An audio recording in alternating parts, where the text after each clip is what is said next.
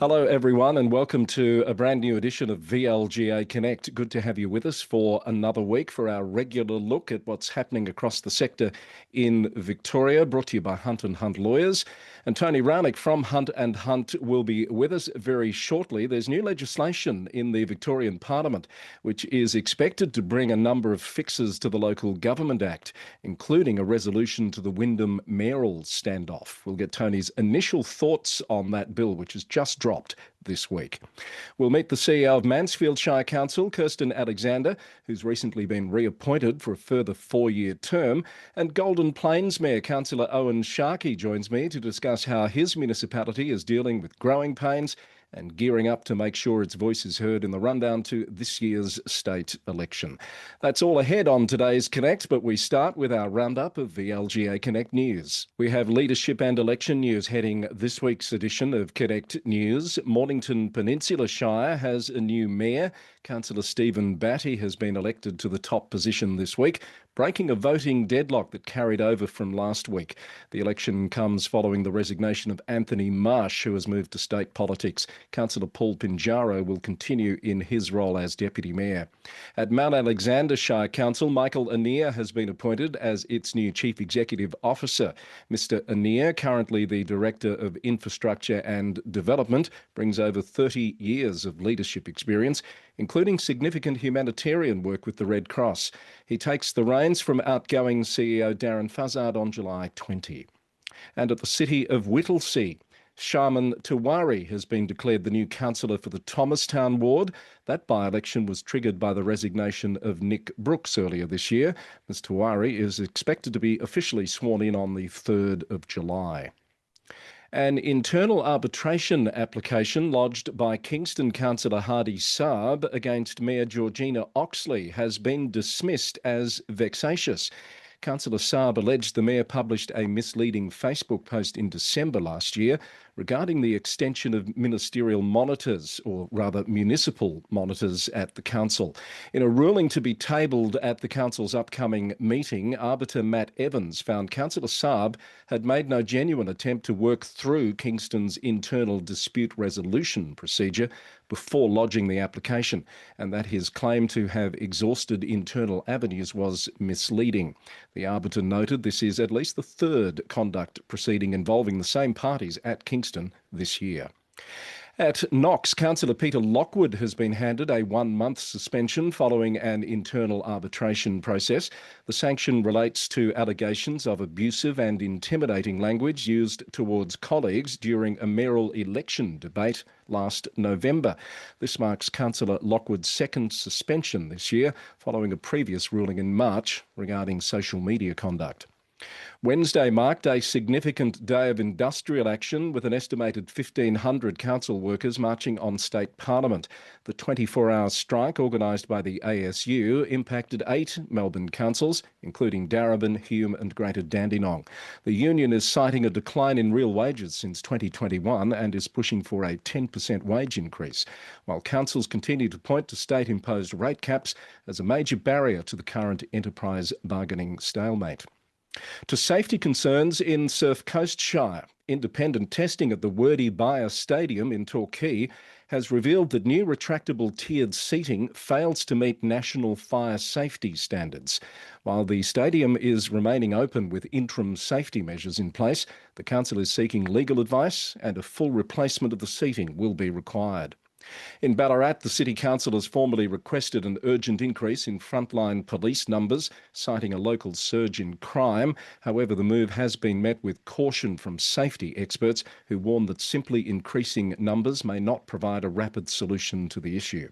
Northern Grampians Shire Council is also navigating safety issues, addressing community calls for CCTV in Stawell and St Arnaud.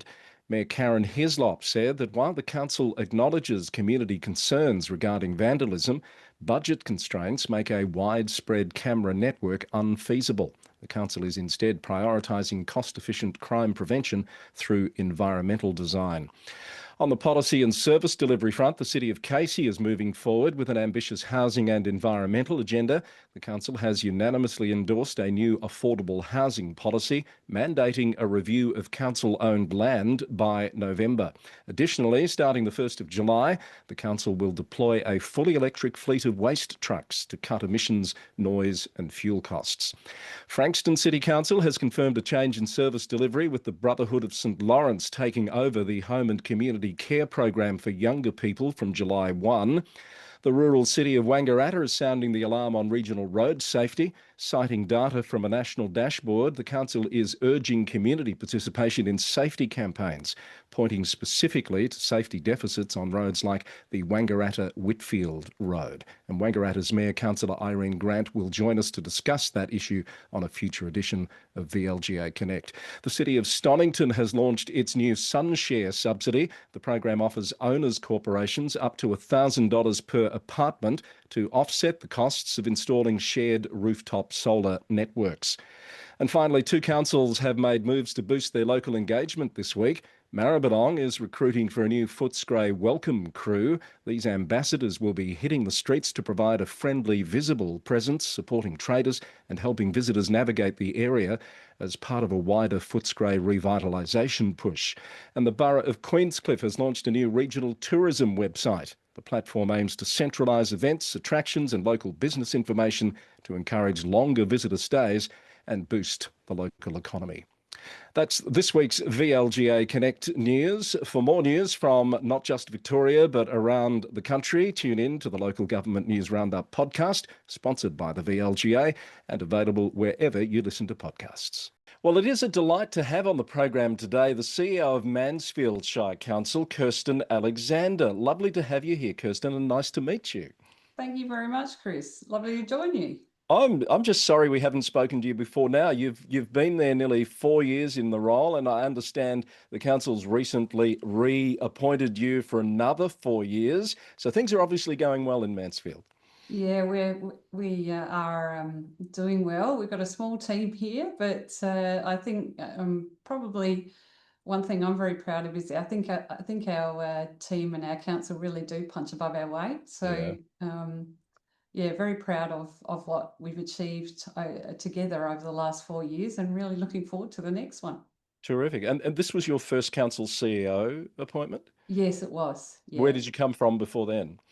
I've had quite a long and interesting career, but Yeah. Tell us about it. My local government entrance was actually in South Australia as the mayor of one of the largest councils over there. Oh, so you're part of that. That's a very elite group of council CEOs that have also had the role of mayor or vice versa. You're the third I know of in Victoria now. Yeah, it was interesting times. I was a bit of an activist at the time, not Yeah, because I wanted to be. I'm an engineer by training, and generally engineers don't get involved in community true. protests. Yeah, true. Yeah. But What that was the was my. particular issue that sort of activated your activism back at the time? It was actually the proposed rezoning and development of my local park, which actually ended up with an ombudsman's inquiry. It was the Sinclair land swap. Right. And that was my, it was quite a controversial issue. There were hundreds of residents that were protesting it, and somehow I ended up as the public face of the campaign. Right. Not And then that and then ultimately the mayor of what municipality was that?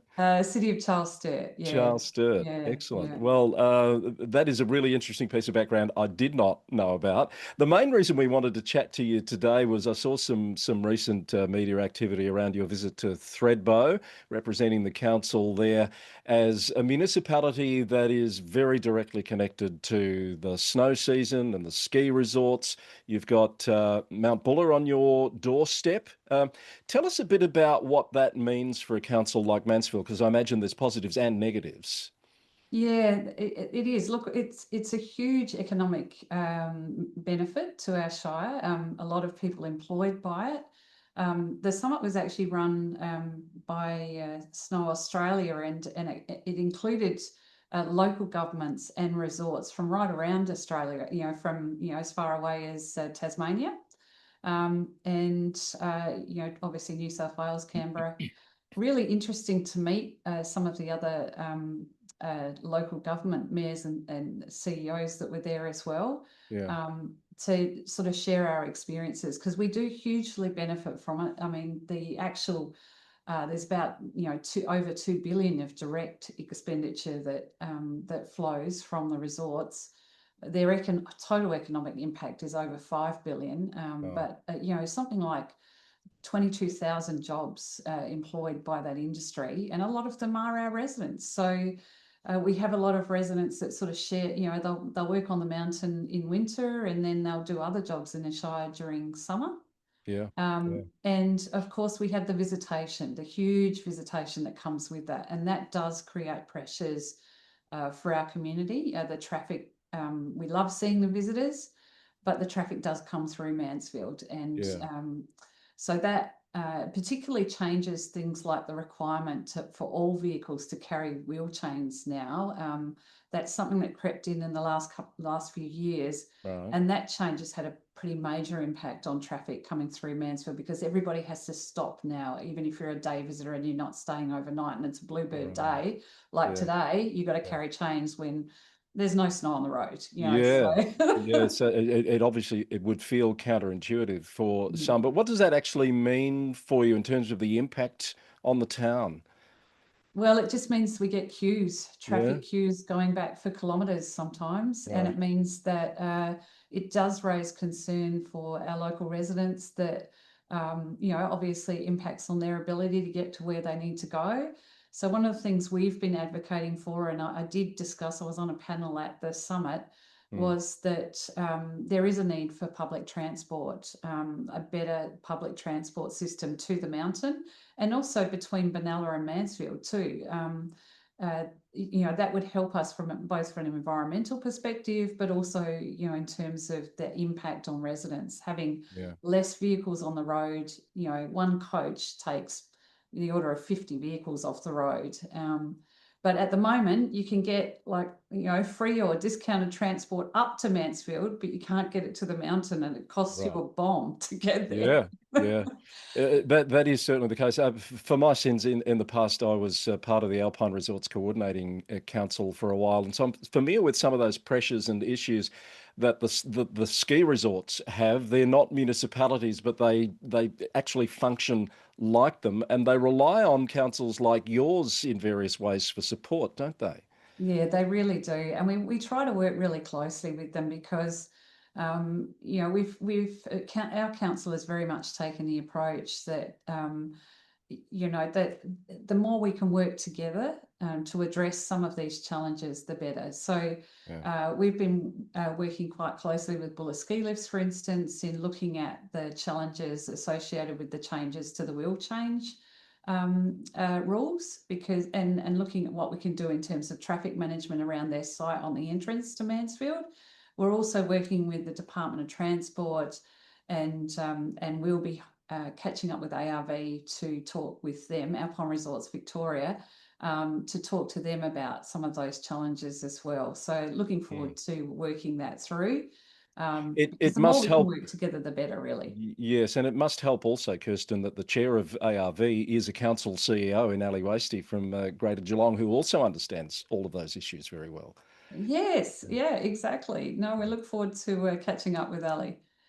So, Kirsten, as you say, you've been there nearly 4 years, another 4 years to come. How do you look back on your first term in terms of the key challenges and issues that you've had to deal with as a first-time CEO? Yeah, look, one of the challenges has been in capital works. I mean, thankfully, that is one of my areas of strength. I've, as I said before, an engineer by background, but also a strong background in project management. We had a bit of a backlog in capital works that went back, in asset renewal, that council was very keen to address. So our capital works program in the last couple of years has sort of ramped up to something like 3 times what it was Right. before. Mm. We were very successful in getting a couple of big Commonwealth grants, which really have made a difference to Mansfield. One of them was for our station precinct, and that's probably been a key focus. The other one was the remote roads, the Mm. grant that was an absolute benefit to us in upgrading some roads that really were in dire need of upgrades. So that was very much appreciated. So really the delivery challenges has probably been a key challenge, particularly for a small regional shire. We've had to take some fairly innovative approaches to how we actually resource projects like that. So in some cases, we've had engineers and undergraduates working for us that are based elsewhere, based in Melbourne in a lot of cases, and they work remotely and become part of our team. They travel up for site inspections, but it's just what you have to do.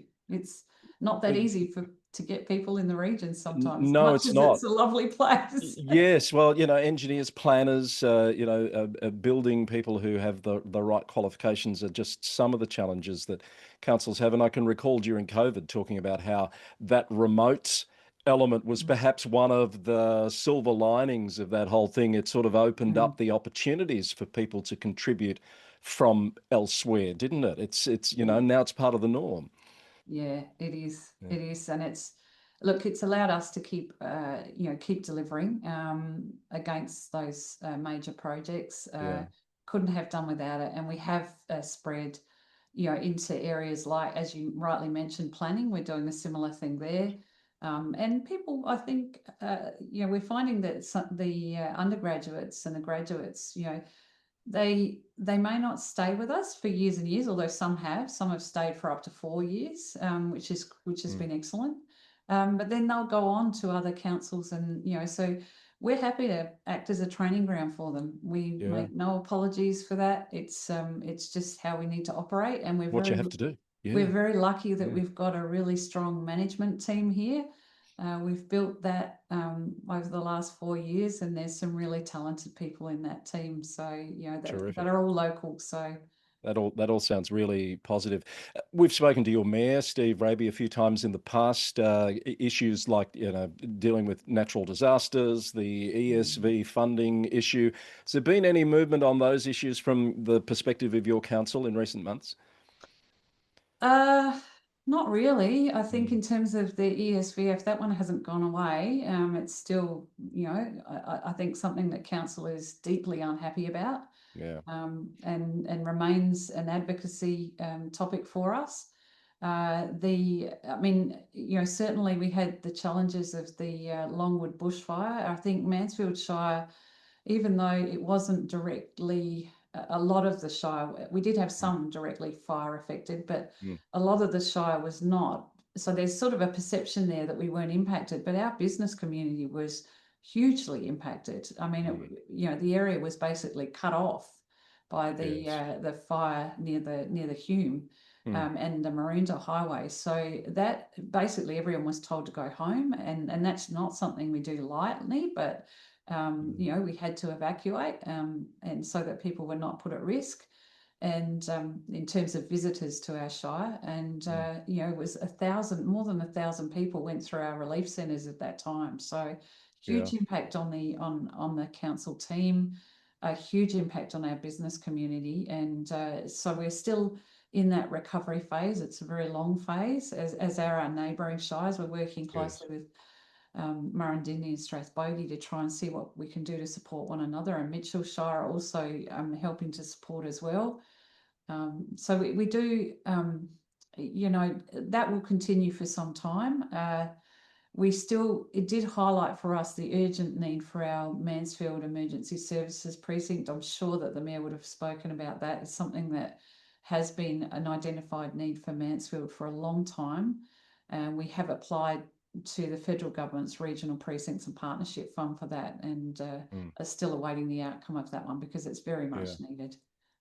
Well, I was going to ask you about, what sort of comes out of that in terms of learnings and being better prepared for future disasters, because there will be more. We don't know where they'll be. As we record this, I was just reading this morning the advice from overseas about a new El Nino pattern bringing perhaps some of the hottest conditions that we've seen in the coming year. So we just need to be prepared as best we can, don't we? That's absolutely right, and that's what our Our key ask for the resilience precinct is the resilience centre, the emergency precinct, Yes. because that is needed as a training and a training and preparedness centre for the local Yeah. emergency services. We've been working closely with the SES, the CFA, and police are involved in there too. The Mansfield Radio, who are the emergency broadcaster. Look, I think it is something that's sorely needed. We're also working with a whole range of community organisations who were involved in the Longwood fires to provide support, like the Mansfield statewide autistic centre and the and also the showgrounds and the racecourse for animals. Yeah. There were campers going to the showgrounds, there were animals going to the racecourse. So we're looking at all of those facilities and trying to identify, okay, what are the changes we need to make sure that we can respond better next time. Yeah. I mean, Y- it was done well. I think our team did a great job in yeah. challenging circumstances, but we can always improve. Always improve. And of course, in a state election year, it's timely to be seeking more support to deliver those outcomes in future. Very much so, yeah. Yeah. Ambulance Victoria is one in particular that we've been highlighting as their facilities are just not fit for purpose. No. They Yeah. really do urgently need, and they'll also be co-located Yeah. or proposed to be co-located on the site, which is council-owned land, and we're making that available to the state, and we really do need that matching commitment there. Mm. Good luck with all of those Thank you. aims this year. There's always something happening. It's a real contrast, isn't it, to be talking about the impact of the snow season, but also dealing with bushfires. It's Australia in a nutshell, isn't it? Yeah, Yeah. we have visitation year round. Yeah. If it's not for the snow, it's for the lovely Lake Eildon, Yeah. and our summer visitation and all of the hunting, fishing, and camping that goes on in the area around. We're really the epicenter of all that. Yes. So, Yes. Absolutely. yeah. Thank you so much for sharing all of that with us. It's been a delight to speak with you, and I hope to do so again in the not too distant future, Kirsten. Thanks very much, Chris. Lovely to speak to you too. That's Kirsten Alexander, the recently reappointed CEO at Mansfield Shire Council. Up next on VLGA Connect, we've got Councillor Owen Sharkey, who's the Mayor of Golden Plains Shire Council, joining us to discuss the council's newly adopted budget, its priorities ahead of November's state election, and why Golden Plains has joined a regional alliance which is pushing for longer term road and bridge funding. Always lots happening in the regions. Councillor Sharkey, welcome to VLGA Connect. Good morning, Chris. Thanks very much for having me. Terrific to have you here. First time on the program, not first time for you as mayor. I think you're serving your fourth term as mayor, non-consecutive. How's it going for you this time around? Yeah, no, Chris, long time listener and our first time chat. So it's Great. good, and no, I really appreciate the work you do in the industry. So it's good to keep up to date with stuff. And it's a great opportunity to speak about things from our perspective as Golden Plains.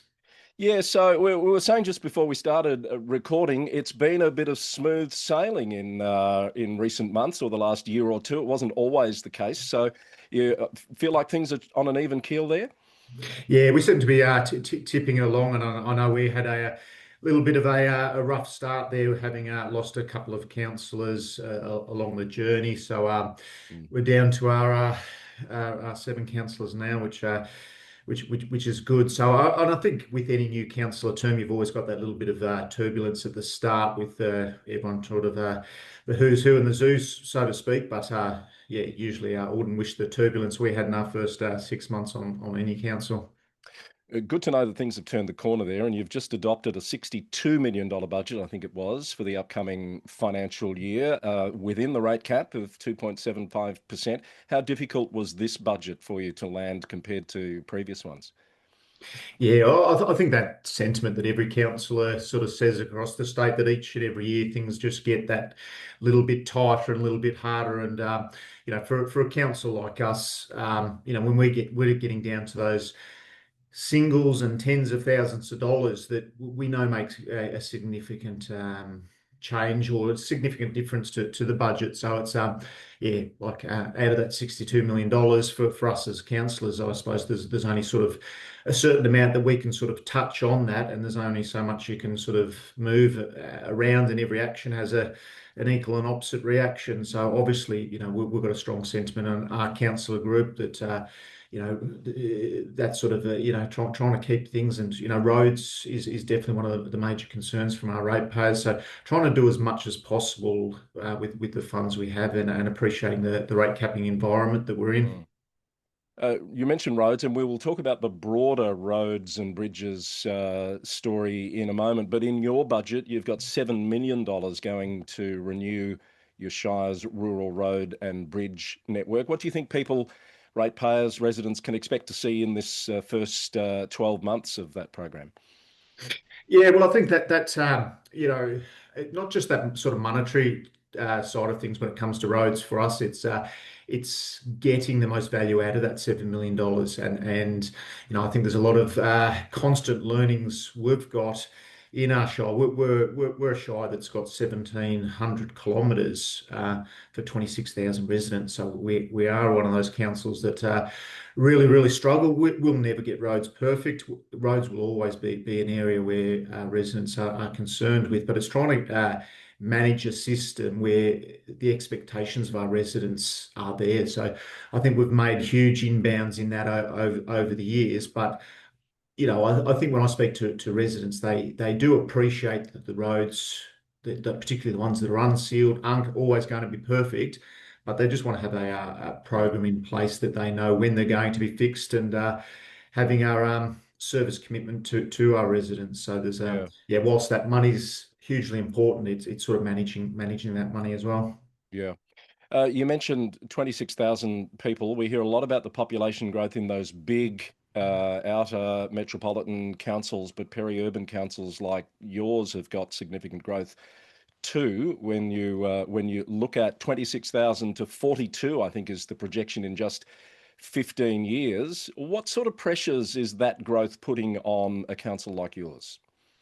Yeah, and it's a major area of concern for us. And when I'm speaking to our sort of metro friends and all that, and they just look at that small number and they think, oh, that's only, you're only dealing with 15, 20,000 people in growth. As in percent terms, it's just massive for us. So we've got Bannockburn, which is our largest sort of township, and we've got a couple of satellite townships around that, which is sort of half of our population there. So we've probably got 10, 12,000 just in our sort of broader Bannockburn area. And you've got sort of those small communities where people have, essentially come out, affordability, moved out of the city, got to a nice area, but we just don't have the infrastructure. We don't have the amenities that people would have if they were living in our neighbouring councils like Geelong and Ballarat. So it's just sort of maintaining that growth is extremely difficult. Yeah. And transport's a big issue, isn't it? I know you've talked in your advocacy about wanting to see a return to passenger rail between Geelong and Bannockburn. How realistic do you think that is, that we'll see that in our lifetime? Yeah, look, and I think it is huge. Like, we do appreciate that rail is a significant cost. I think the benefit for us is the rail lines there. Admittedly, the train station is there, but that's an old one that needs upgrading and all. So all infrastructure, that sort of infrastructure, and it's ready. But do appreciate that there's probably got to be a little bit more growth in our area, and it's something that we might not see, but it's one of those ones in terms of advocacy. When you shoot for the moon, you hope you end up amongst stars if you miss that. And if we do miss that target, and I know when we're speaking to all of our local politicians, we do put forward that Bannockburn train station as number one wish list, but realistically underneath that, it's just getting more buses. When you've got such a fast growing community, and one of our biggest negatives is that we're one of the most heavily reliant councils on cars. So if you do get that, particularly buses, that public transport piece done right at the start, even ahead of time, well, at least then the communities, that becomes the norm. They know how to use it, where, we will have if we get out of this state election, a couple of additional bus services, we know that there's still an educational piece there to get people used of it. But at the moment, we're only getting 4 bus services into Bannockburn. One of them goes, so for someone to go into Geelong, one of them 4 services goes through Ballarat and round, and it's a 3-hour trip to Geelong, and Yeah. it's 25 minutes in a car. Well, it's just not practical, is it? And I think your residents, particularly Bannockburn and Inverleigh and Teesdale, I think were quite vocal in that bus service review. You wouldn't have been surprised what they were telling the government in that process. Yeah, and unfortunately for us in a shire like us, I mean, we do say the word Bannockburn an awful lot, and that's where nearly half of our population is. But I think when we get a win in Bannockburn on something like public transport and additional bus services, well, then that just helps the advocacy piece then for areas like Teesdale that have no bus services. Inverleigh's got one bus service a week. That they do need more. So those sort of surrounding towns, I know that they would appreciate driving in if possible to Bannockburn at the very least. But I think for the next council and down the track, that advocacy piece becomes stronger in terms of being able to get those additional bus services to those satellites, and then also that commitment for the train station becomes more and more realistic as we go along. You've got a list of state managed roads at the top of your advocacy priority list as well, haven't you? Where do you most want to see some attention given in this election campaign? Yeah, well, I think from our advocacy point of view, and we're sort of heavily aligned with G21 and GBAC. So I think that sort of broader strategic type funding from the government. I know through our GBAC at the moment, one of our priorities there is getting reinstating the bridge and roads funding, which is something that was there. It's hugely important, and not just us as Golden Plains, but our surrounding councils would benefit from something like that. So it's we've got 150 bridges in our shire, and we can't afford to. We had briefing day yesterday. There's bridges there that aren't getting the use that they were. We're looking at having to sort of close down those bridges, which forces people to travel longer distances and that. But they're the realistic, challenging decisions that we have behind the scenes, because it's not easy. Yeah, so you're part of that alliance that's calling for, I think it's actually reinstatement of a program of funding. It used to be there, didn't it?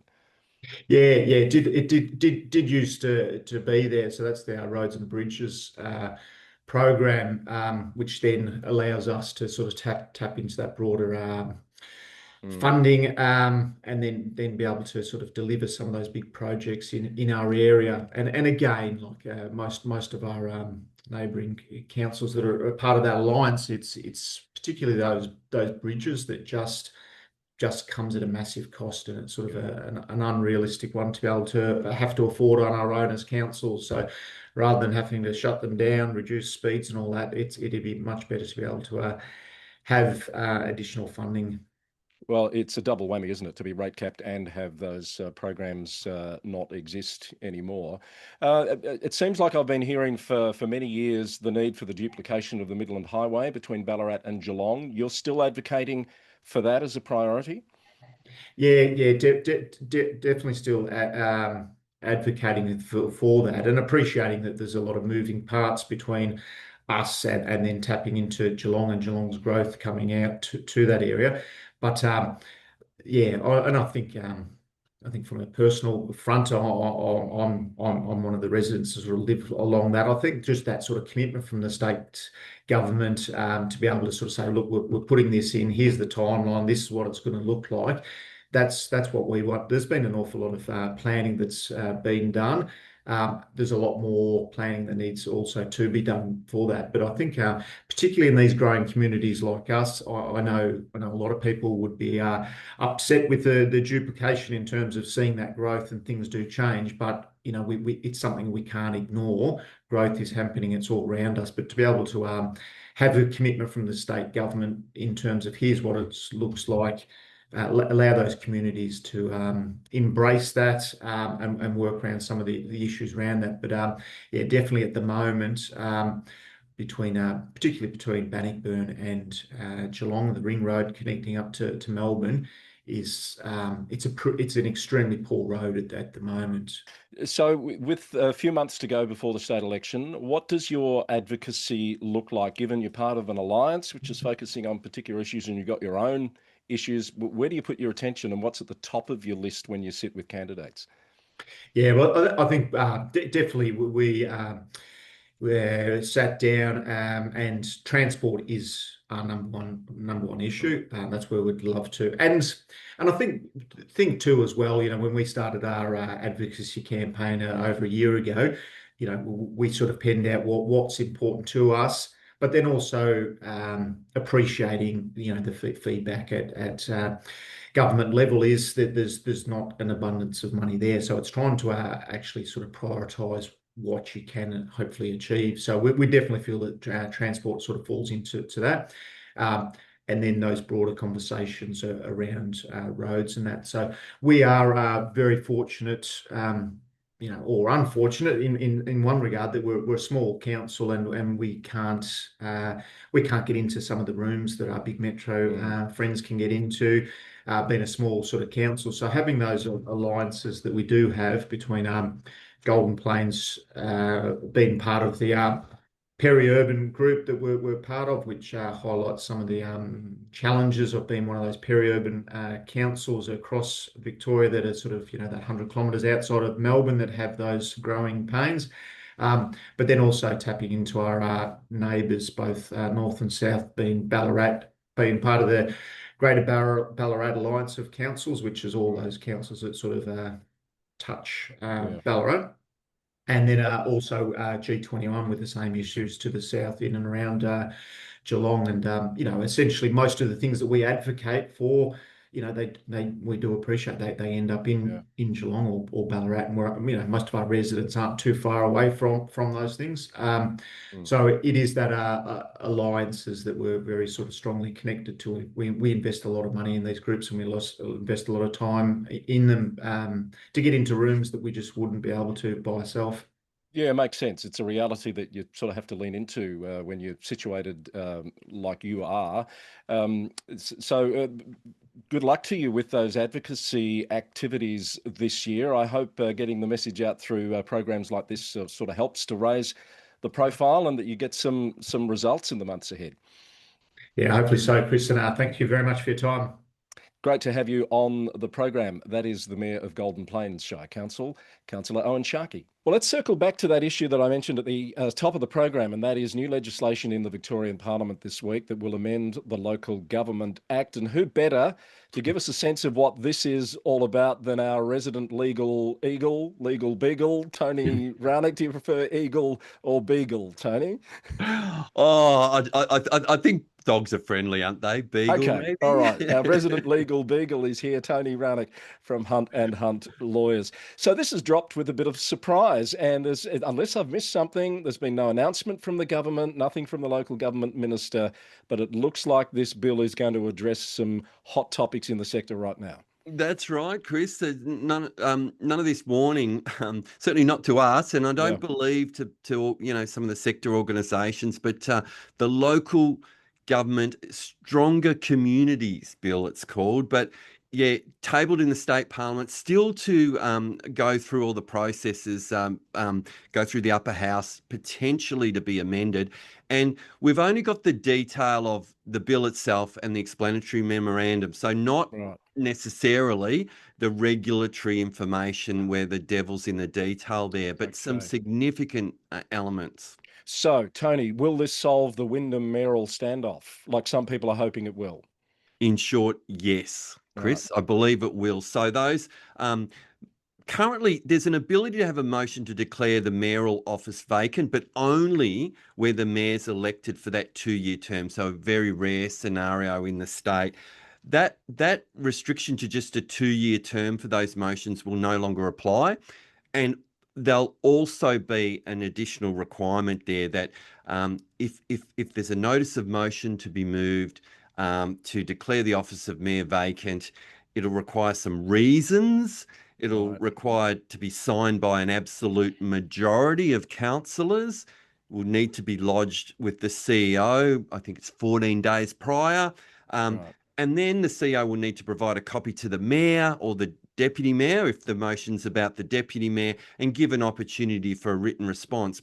Procedural fairness, Chris and viewers, but essentially it does create a process for the councillors, for example, at Wyndham, to be signing those signatures, an absolute majority of councillors for that notice of motion, setting out their reasons in relation to Councillor Preet Singh, the current mayor, and presumably lodging that with the CEO once this bill becomes law, and Councillor Singh will have his opportunity to provide his written response, but presumably it leads to a resolving of that, untenable situation at Wyndham. Certainly is. Okay, well, given that those councillors have unanimously resolved in a no confidence motion, I assume someone's already drafting that notice of motion and just waiting for this legislation to go through. I'm not a betting person, Chris, but if I was, there'd be money on what you've just said. Yeah. Okay, another one that has been challenging people is this notion that anyone can bring a prosecution against a sitting councillor and that councillor has to stand aside. That's also going to be dealt with.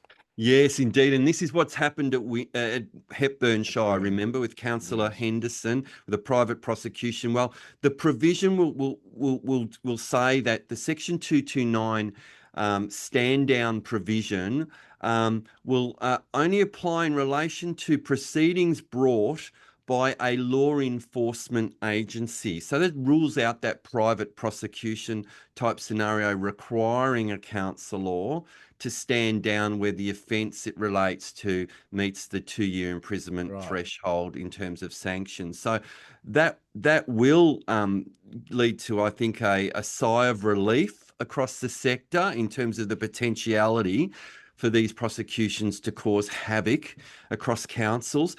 Something else in the detail, Chris, is that it will now be an offence for a councillor who is charged with a threshold offence not to, or it would be offence for that councillor to participate in the council role. So this notion that a lack of awareness of the need to stand down now would become an offence that the councillor commits. So,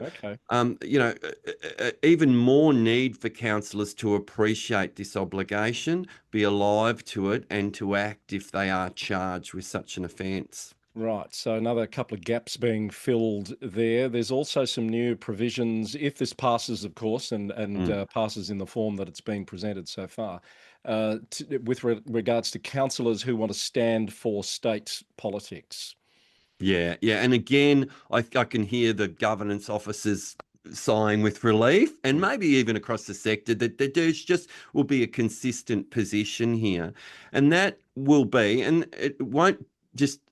warning, if this bill becomes law, it won't come in place, this element of the provision, until the 1st of January 27. So it won't impact on those councillors running for the Victorian state election this year. Because that would create immediate problems already in another can of worms, wouldn't it? If that was absolutely. Because what it does, Chris, we look at it at 2 levels, dealing with candidates who are councillors who are pre-selected by a political party, or if they're running as an independent, who declare their candidacy. If they're a mayor or deputy mayor, under these provisions, from the moment they are pre-selected by that political party or they declare their candidacy as an independent, they must cease acting as mayor or deputy mayor, notify the CEO in writing. So I think that's a good provision. We've talked about how mayors, in particular, it's a position where they're much more exposed to potentially conflicts in, being the principal spokesperson for council. The other element that it clarifies, though, is that when one nominates as a council, as a councillor candidate, or when a councillor nominates for election to a parliament, so they're signing the nomination usually 6 weeks before the election. At that point, they're taken to have immediately been granted candidate leave of absence. Right. So it's an automatic taking leave of absence from nomination. There's provisions there about not collecting the councillor allowance during that period. So good clarity for the sector. I think good councillor candidates have made sure that they remove themselves from conflicts by taking leave of absence. Yes. But occasionally we've seen candidates for Parliament stay operating as councillors, attending council meetings right up to the date of the election. Yeah, so that will be no more. I agree that clarity is a good thing and consistency across the sector. And just very quickly, model governance rules. I know people are expecting, hoping that this will bring that into play. Is it in there? Yep, we know they're coming from this bill because it inserts a definition of model governance rules into the Act. I haven't seen the rules themselves. Maybe they'll be in some regulations. There's other things CEOs will be interested in, Chris, and councillors. A standard form contract for council CEOs is referenced in there. So we'll have provisions around that, not necessarily requiring councils to adopt that standard form, but at least offering it to councils, it would seem, mandating that there's an independent chair of the CEO Employment and Remuneration Committee. Right, which many do, but it's not a requirement until this bill, by the sounds of it. All right, well, there's a lot in that. It's a pretty sizable piece of legislation then, if it's bringing all those elements in, Tony. And I know it's only early days and it's not passed yet, but we will come back to this and flesh out some more of the detail in the weeks ahead. Oh, Chris, during the World Cup, when I was supposed to be watching soccer, I'm going to have to read this bill, but I'll still see the Socceroos tomorrow morning. Excellent. All right. Thank you, Tony. Thanks for dropping in unscheduled this week to clear that up for us, and we'll watch it with interest, and we'll talk to you again very soon. Thanks, Chris. Tony Raunic there from Hunt and Hunt Lawyers. Well, before we leave you on this week's VLGA Connect, a quick plug for an upcoming event you might want to be a part of. Next Thursday, the 25th of June, it's another VLGA LGIU Global Live panel. This one is focusing on public sector productivity and growth and the impact of AI on local service delivery. We'll have local government leaders from around the world exploring how artificial intelligence can be used to streamline operations and reduce costs without eroding relationships, trust and community care. They'll address the transparency risk, the impact on the council role and human resources, as well as financial and governance implications. I hope you can join us for this free webinar for VLGA members. You can register online at the VLGA website for our global live panel next Thursday, the 25th of June from 5:30 p.m. to 7 p.m. And that's our show for this week. Thanks for being with us and thanks to all of our guests. We've covered quite a bit of ground. We'll do more of that for you next week. I hope you can join us then here on VLGA Connect on YouTube and podcast. Bye for now.